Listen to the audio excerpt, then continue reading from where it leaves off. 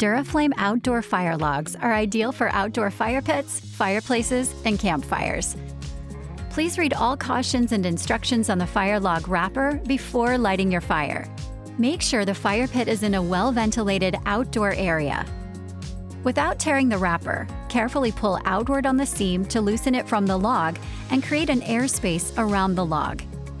Stack 2 logs in an X configuration, placing the logs so the arrows are pointing down.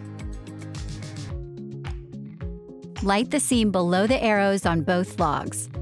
Never add wood or any other materials to the fire logs. If desired to extend the burn, a third log may be added after the flames begin to diminish. The type of fire pit and variations in climatic conditions and wind may alter the length of the burn and cause more smoke. Enjoy your outdoor fire. For more information, visit Duraflame.com.